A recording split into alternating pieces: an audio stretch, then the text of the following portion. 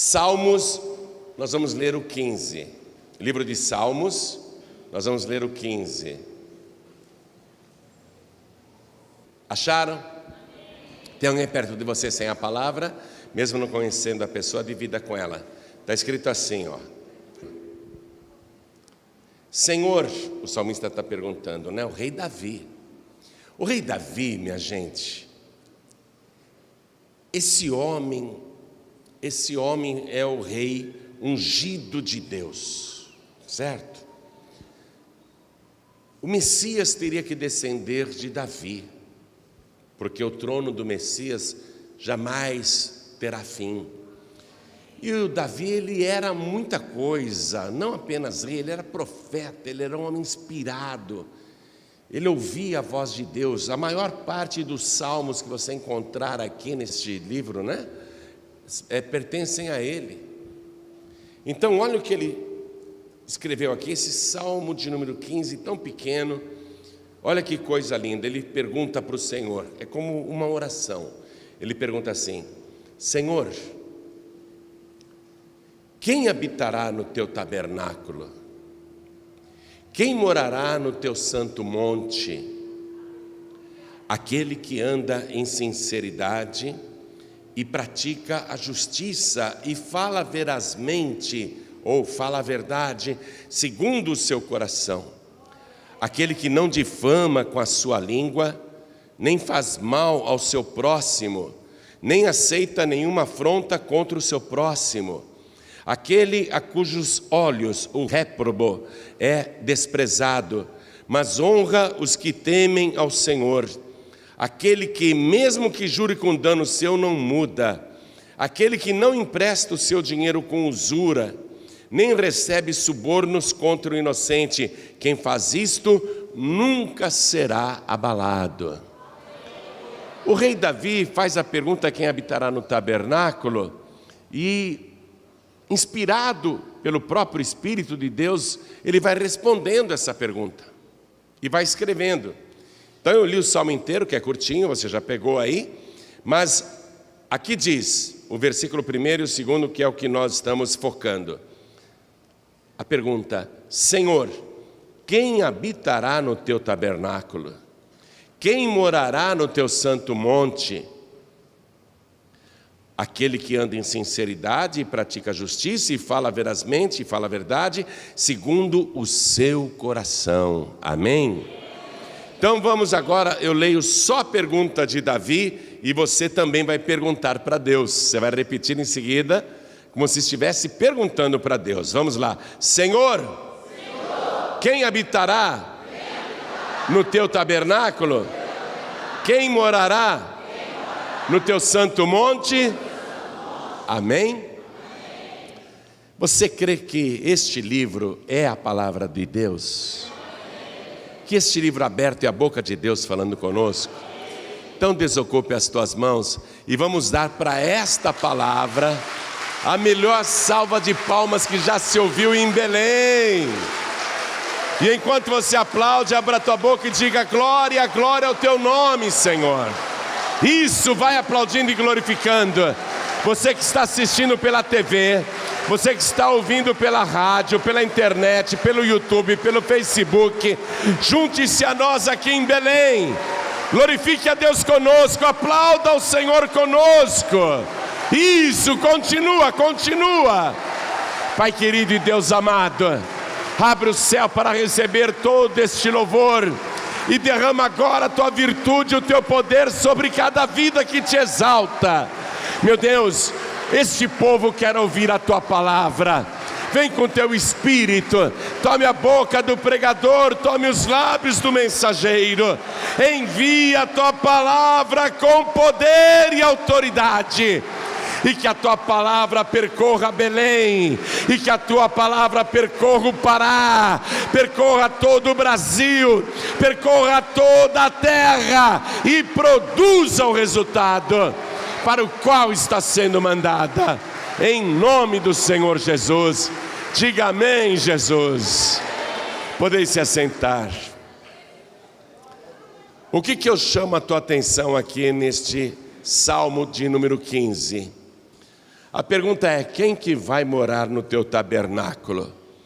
Para você entender isso daí, é o seguinte: quando o povo de Israel saiu do Egito após 430 anos de escravidão, eles moraram no deserto, habitando em tendas.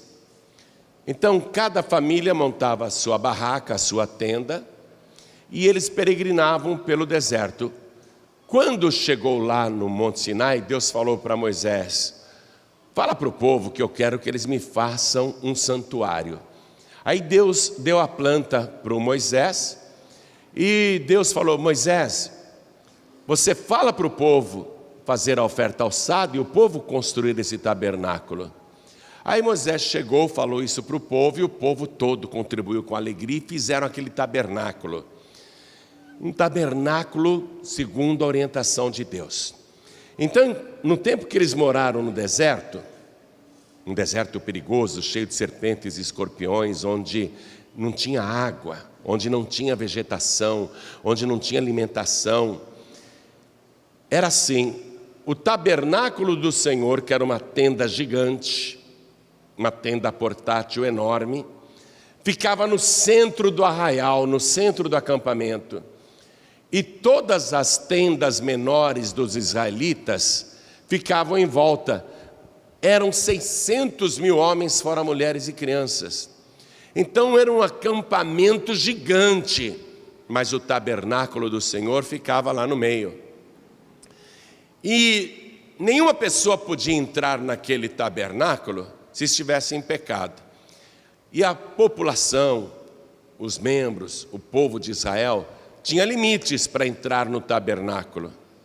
Quando um pecador queria entrar, ele levava o seu cordeirinho puro, imaculado, confessava o seu pecado, colocava a mão sobre a vítima, sobre o animalzinho, e o sacerdote derramava o sangue daquele cordeirinho, e o pecador sabia que o pecado que ele cometeu provocou o derrame de sangue inocente.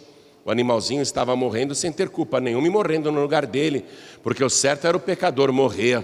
Deus, para não derramar o sangue do pecador, então instituiu o sacrifício, e era o sangue do animalzinho que era derramado. Aí o pecador podia, já purificado pelo sacrifício, pelo sangue do cordeirinho que foi morto no lugar dele, ele podia ficar ali no pátio do tabernáculo. Mas ele não tinha autorização para entrar no Santo dos Santos, e ele não podia ficar o tempo todo lá. Ele não podia ficar o tempo todo lá. Só os levitas e Arão e sua família, que naquela época começou o sacerdócio. Quando chegou a época de Davi, o tabernáculo de Moisés ainda existia.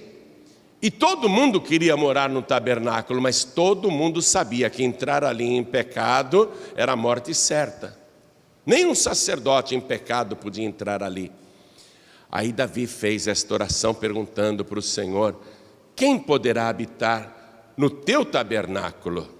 Porque o desejo era esse, habitar no tabernáculo. Mas Deus disse para Moisés: Moisés, 4 festas são obrigatórias que o povo deverá fazer anualmente.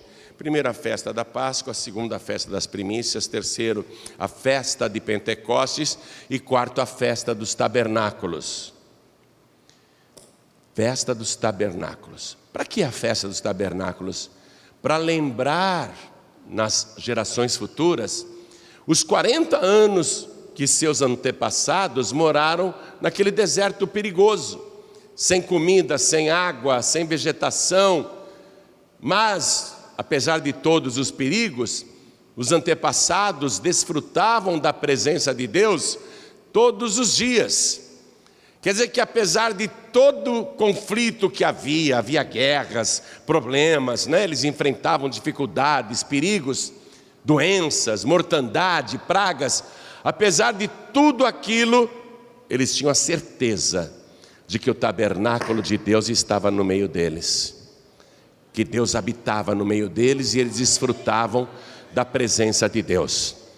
Quando chegou o tempo de Jesus, A festa dos tabernáculos ainda era praticada, aliás, ela é praticada até hoje em Israel. Como que é a festa dos tabernáculos, amados? Nesse livro Paráclitos que você ganhou, tem essa explicação, se eu não me engano está na página 26 aí do livro Paráclitos. Mas eu vou resumir para você entender. Às vezes a pessoa tem preguiça de ler, né? Ouvir, todo mundo ouve, então deixa eu explicar rapidamente. Em comemoração à festa dos tabernáculos, mesmo que a pessoa morasse numa casa de alvenaria, e naquela época poucos habitavam em tendas, barracas, na época de Jesus, a pessoa deveria, no quintal da casa dela, ou na laje da casa dela, porque as casas eram feitas com laje em cima, não eram telhas, construir uma barraca. Podia ser de tecido ou podia ser de plantas, de palmas ou outro tipo de vegetação, mas fazer a sua barraca, a sua tenda. E a pessoa durante 7 dias, cada pessoa em Israel, olha só, naquela semana da festa dos tabernáculos, cada pessoa deveria ficar dormindo na tenda, habitando na tenda, não podia ir para casa, mesmo que ela tivesse uma casa boa, confortável, uma cama confortável, ela não podia ir para lá, ela tinha que ficar na tenda, na barraca que ela construiu na semana dos tabernáculos, e diariamente ir até o templo, né, saindo da tenda, indo até o templo, que é o tabernáculo, dar uma volta completa no altar e voltar para a sua barraca, não para a sua casa, para aquela tenda provisória, para entender que nós somos peregrinos nesse mundo e que a nossa passagem aqui realmente é temporária. E a pessoa deveria fazer isso, cada pessoa, obrigatoriamente, 7 dias seguidos. E no 7º dia, o grande dia da festa, todos iam para o templo, e nesse grande dia, o principal dia, o sumo sacerdote vinha com um vaso de ouro, com água do tanque de Siloé. A palavra Siloé significa o enviado. Aí o sacerdote, no momento máximo da festa dos tabernáculos, derramava a água do tanque de Siloé sobre o altar. E enquanto isso, o povo, todo o povo deveria clamar: Hosana, Hosana! Que é uma palavra portuguesada, mas no hebraico significa: salva, nós te rogamos, salva, nós te rogamos. Então, enquanto o sacerdote derramava a água do tanque de Siloé, que significa o enviado, o povo ficava clamando: salva-nos, Senhor, salva-nos, nós te rogamos. Era o auge da festa dos tabernáculos, e nesse dia o povo tinha que dar 7 voltas completas no altar. Tinha, não tem? Que dar 7 voltas completas no altar, semelhantemente ao que os israelitas lá no passado fizeram para conquistar Jericó. Então a festa dos tabernáculos é uma festa de conquista, é uma festa de vitória. Foi justamente no grande dia da festa dos tabernáculos, no último e grande dia, que Jesus estava lá e ele participou da festa dos tabernáculos. Foi naquele dia, enquanto o sacerdote estava derramando a água do tanque de Siloé e o povo clamando por salvação, que Jesus abriu os seus braços e ele clamou bem alto, em grande voz. Ele chamou a atenção de todo mundo: se alguém tem sede, que venha a mim e beba. E a água sendo derramada lá no altar, a água do enviado. Se alguém tem sede, que venha a mim e beba. Quem crê em mim, como diz a Escritura, rios de água viva correrão de dentro do seu ventre. E o apóstolo João anotou o seguinte: e isto disse ele a respeito do Espírito que haveriam de receber os que nele crescem, porque o Espírito Santo ainda não havia sido dado, por Jesus Cristo não ter ainda sido glorificado. Então, naquele momento máximo da festa dos tabernáculos, o que ficou mostrado pelo próprio Senhor?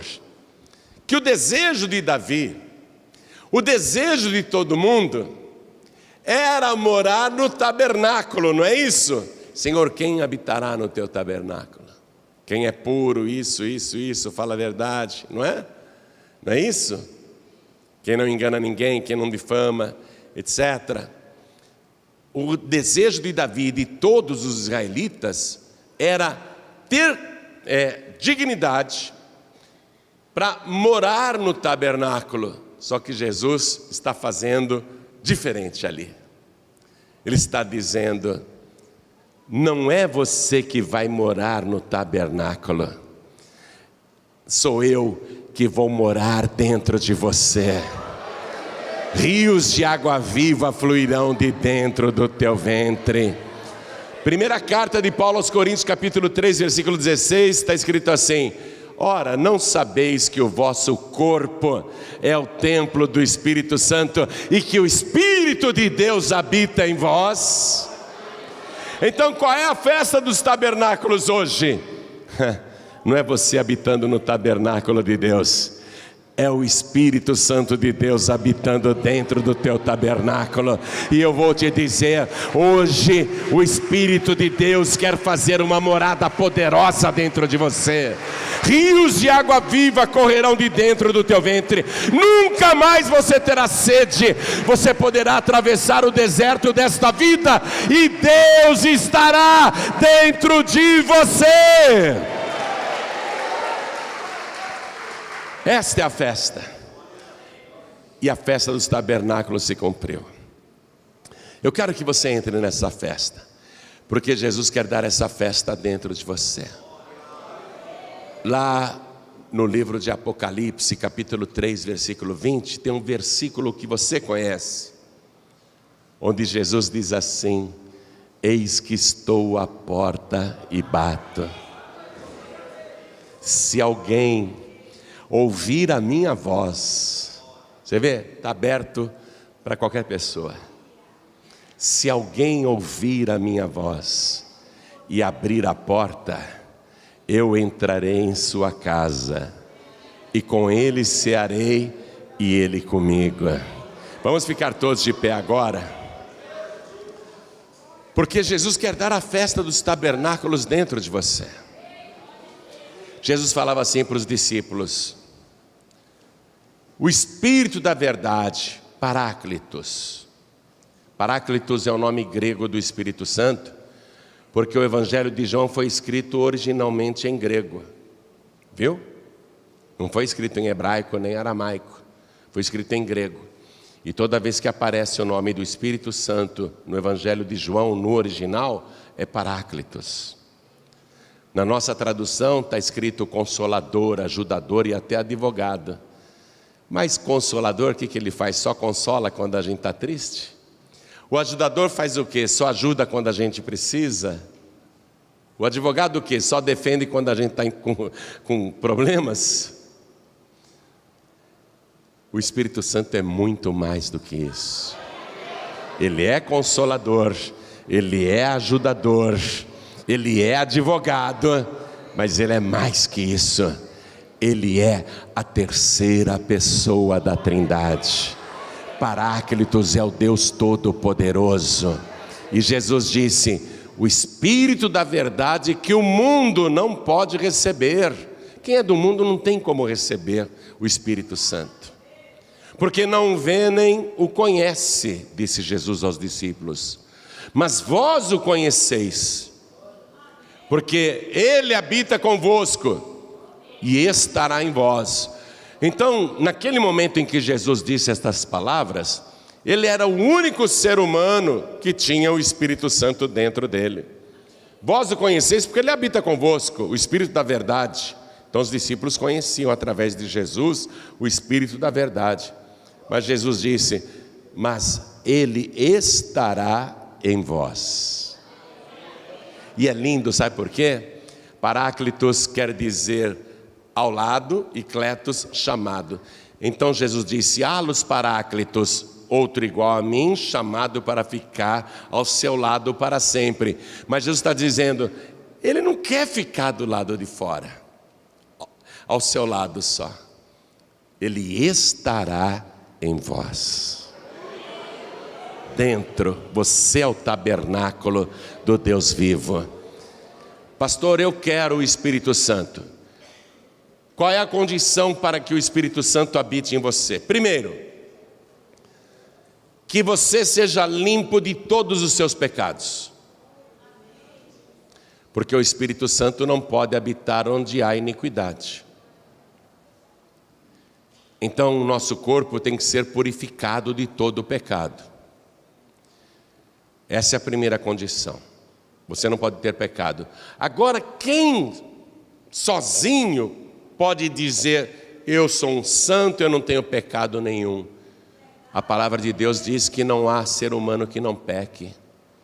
Então, na verdade, nenhum de nós poderia receber o Espírito Santo, ser o tabernáculo de Deus, porque nós temos pecados. E aí é que entra Jesus e o seu sacrifício. O pecador entrava no tabernáculo, lembra que eu te expliquei? Ele queria o perdão, então ele levava um cordeirinho puro, sem defeito e sem mancha.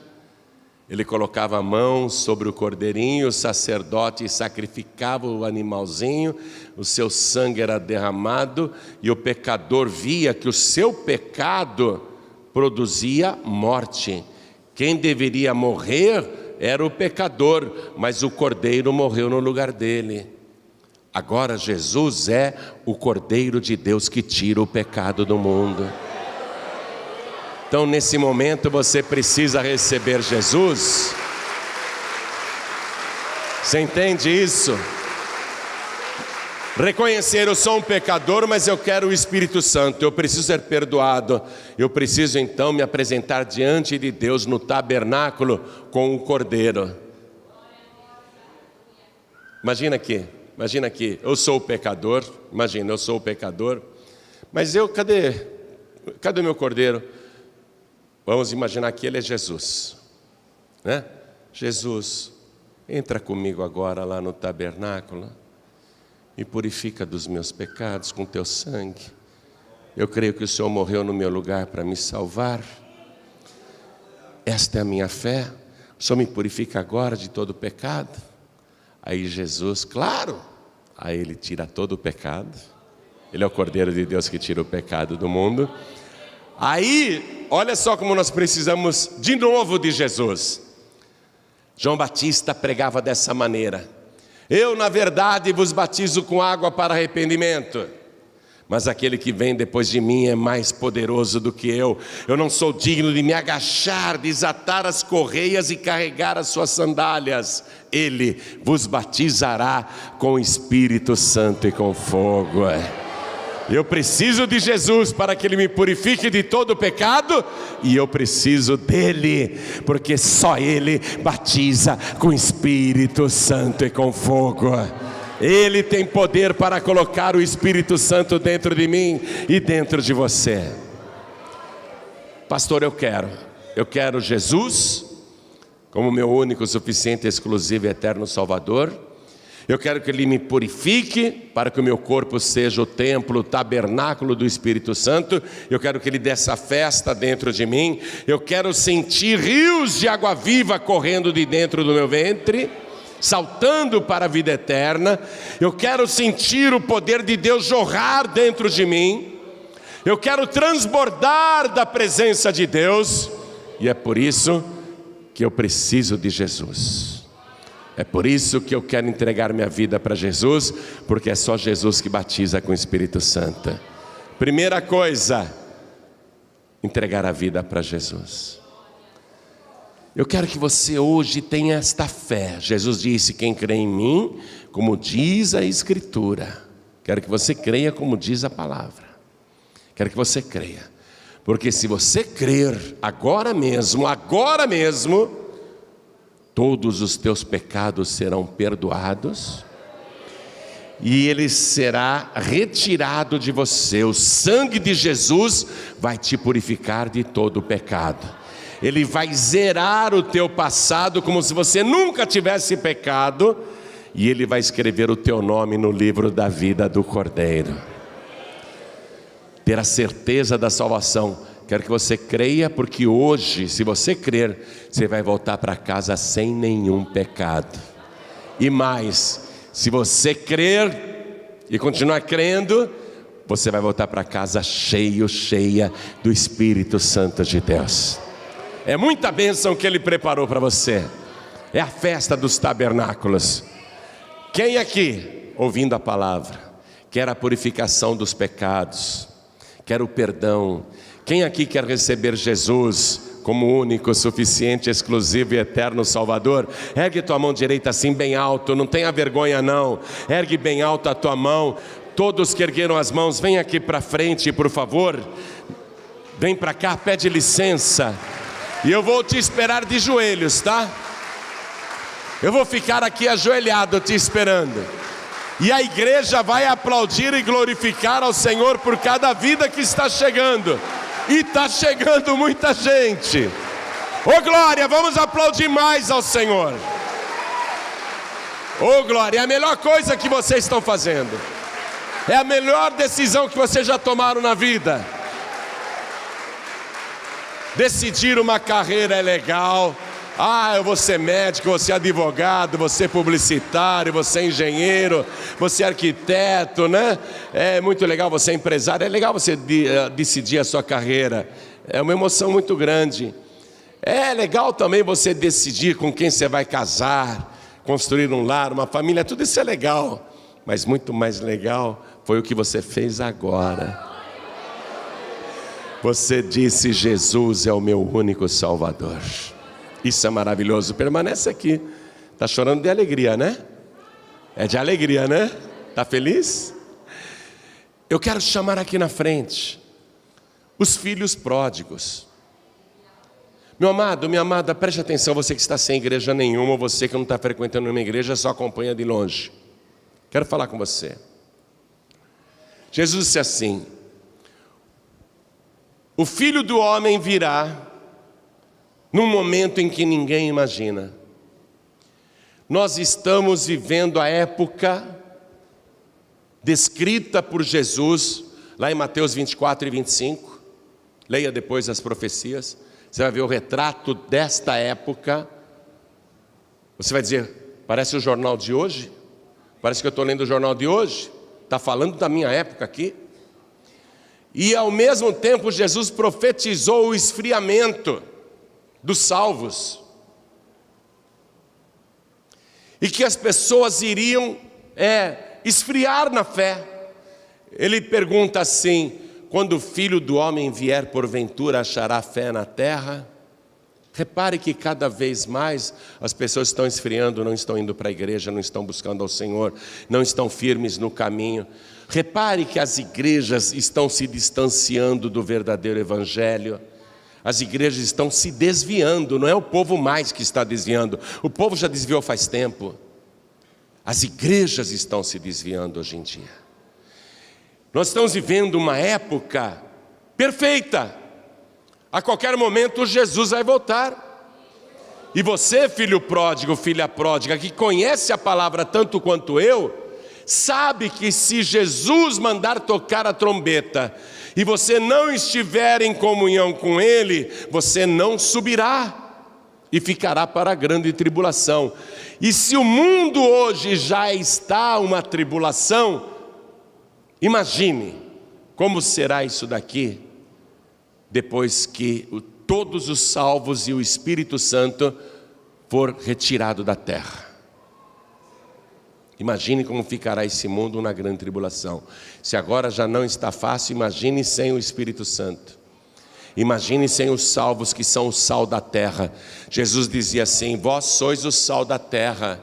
Para que servia o sal naquela época? Não só para temperar e dar sabor, mas para conservar o alimento, porque eles não tinham geladeira. Sem o sal, o alimento apodrecia. Imagine quando Jesus retirar os salvos da terra, retirar o sal da terra, como esse planeta vai apodrecer. Pastor, já está apodrecido. Mas você não tem noção de como vai ficar isso daqui. Os homens desejarão morrer. A morte parecerá o melhor acontecimento para quem continuar aqui durante a grande tribulação. Então, meu filho pródigo, minha filha pródiga, você pensa que Deus desistiu de você? Você pensa que porque você se desviou, se afastou, Jesus não quer mais saber de você? Pelo contrário.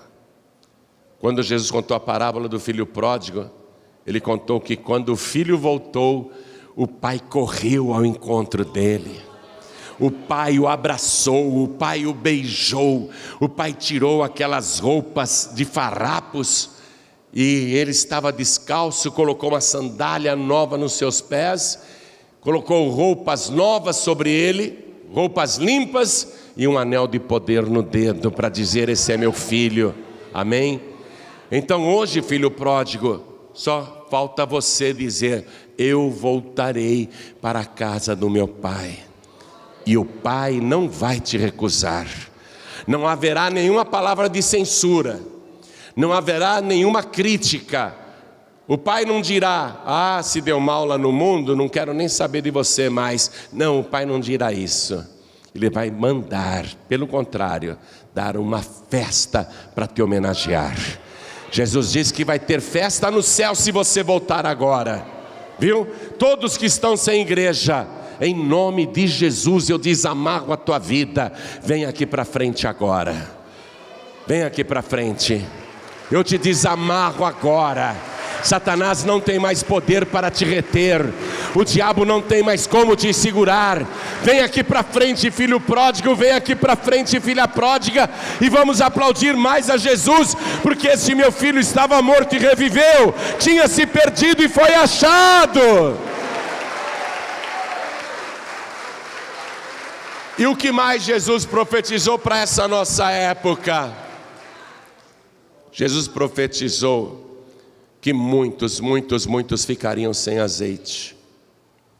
Cochilar todos iremos. Leia no livro Paráclitos. Cochilar, todos cochilaremos. A parábola das virgens explica isso. 5 eram prudentes e 5 eram insensatas. As prudentes levaram azeite extra na vasilha. As insensatas não, só tinham azeite ali naquela candeia, naquela lamparina. Mas dormiram todas, porque o noivo estava demorando. Veja, todas eram virgens, todas tinham azeite, todas dormiram, porque o noivo estava demorando. Parece que Jesus está demorando muito, né? Mas à meia-noite ouviu-se um grito, um aviso: o noivo vem! Aí elas acordaram e se arrumaram de última hora, mas as insensatas, quando olharam para as lâmpadas, elas estavam apagadas e se apagando, porque não tinham mais azeite para entrar com o noivo na câmara.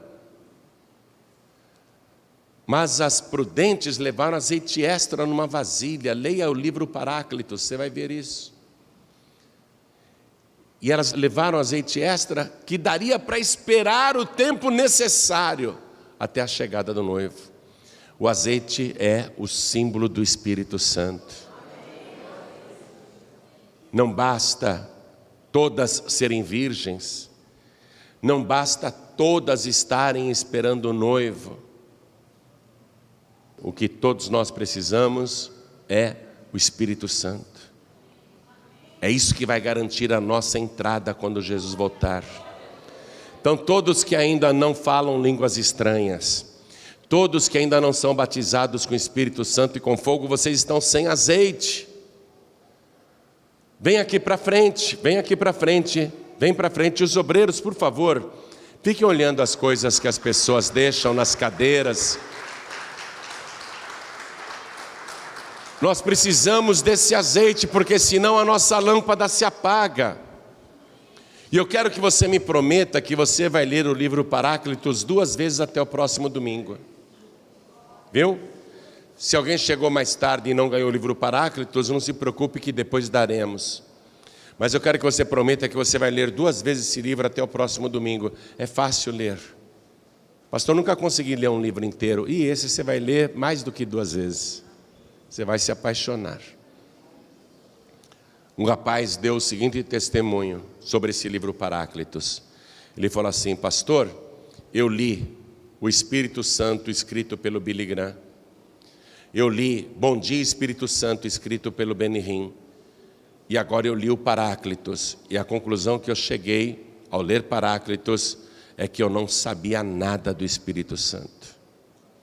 Você vai ler este livro Paráclitos, porque ele foi inspirado pelo Espírito Santo.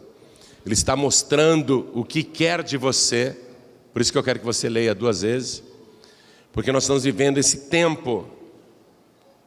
Eu não sei o dia nem a hora, mas eu estou avisado.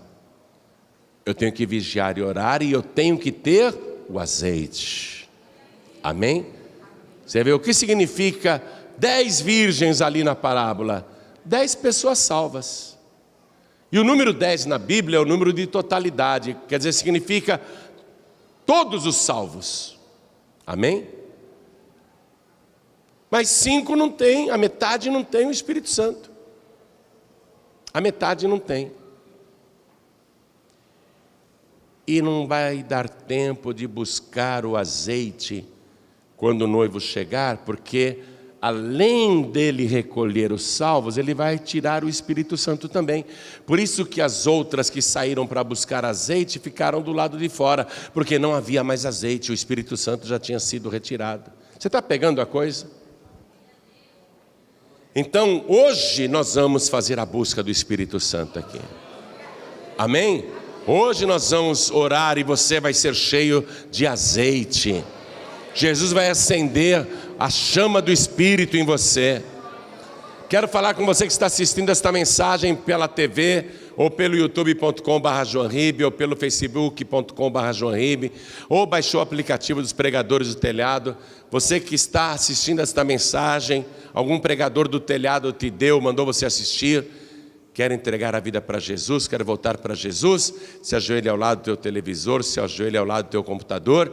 E quem estiver ouvindo pela rádio, à distância, em qualquer lugar, quer entregar a vida para Jesus ou voltar para Jesus, se ajoelhe ao lado do teu rádio.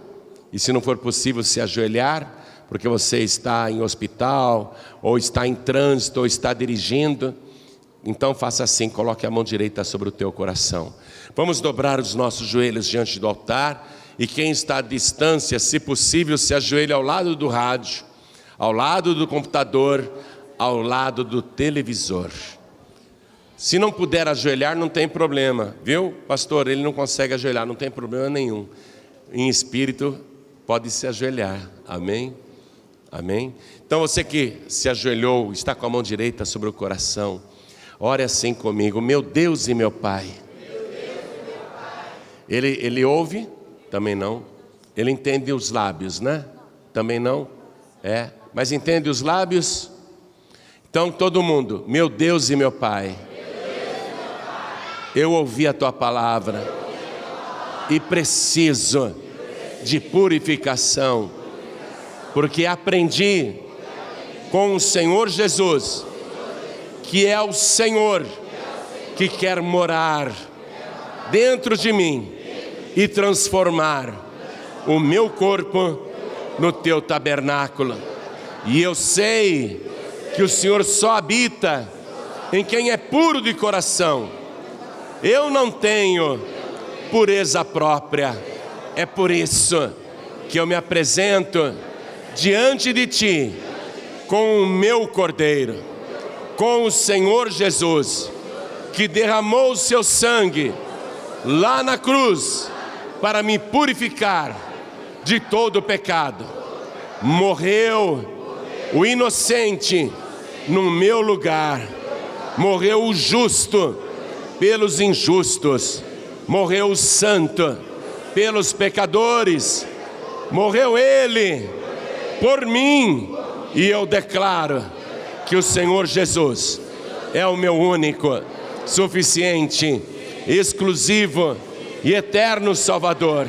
Me purifica, Senhor, de todo o pecado, e prepara o meu corpo para ser o Teu templo, o Teu tabernáculo, porque eu quero a Tua presença correndo, transbordando e jorrando dentro de mim.